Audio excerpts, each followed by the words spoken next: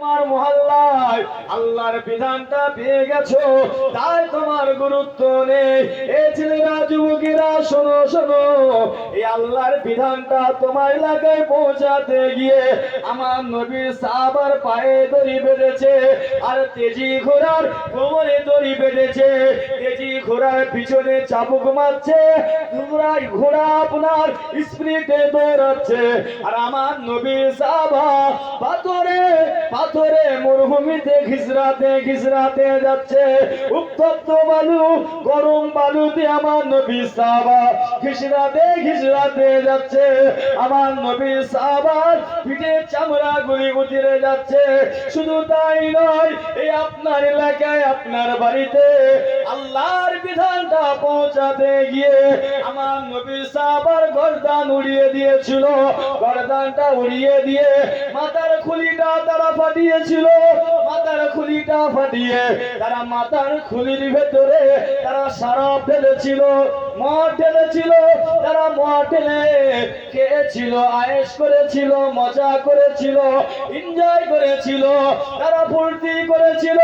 শুধু তাই নয়, এই লা ইলাহা ইল্লাল্লাহ মুহাম্মাদুর রাসূলুল্লাহ, এই সাল্লাল্লাহু আলাইহি ওয়াসাল্লাম, এই ছাতার নিচে যারা রয়েছে, যারাই থাকবে, তাদের উপরে অত্যাচার জুলুম হবে।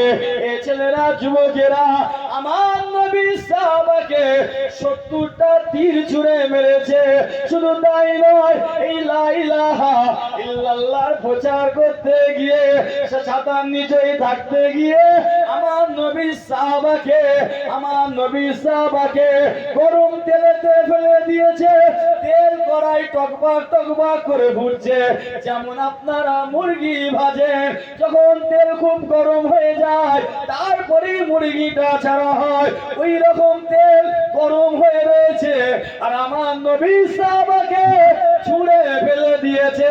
শুধু তাই নয়, আমার নবীর চাচা হযরতে হামজা হুজুরকে এমন ভাবে শহীদ করেছিল, আল্লাহ রাসূল নিজে চাচাকেও চিনতে পারেনি।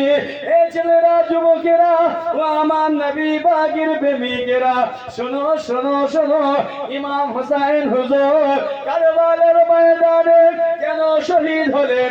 ইমাম হুসাইন হুজুর কেন সেই দিন নিজের গর্দানটা জুদা করে দিলেন?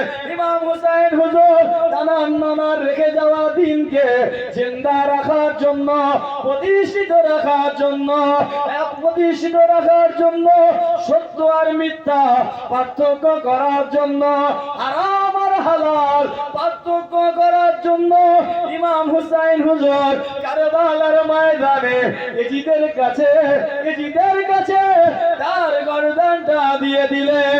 এই ছেলেরা, যুবকেরা, সেই রাসূলুল্লাহ খানদার, সে আহলে বায়াতরা দানা রেখে যাওয়া দিনকে জিন্দা রাখার জন্য, প্রতিষ্ঠিত রাখার জন্য, মসজিদ মাদ্রাসা কোরআনের জন্য যদি কোনোদিন আমাদের ঘরে প্রয়োজন হয়, যদি আমাদের ঘরে রাসূলুল্লাহর খানদান ডাকে যায়, সেই দিন রাসূলুল্লাহর বংশধরদের সঙ্গী হবেন তো নাকি?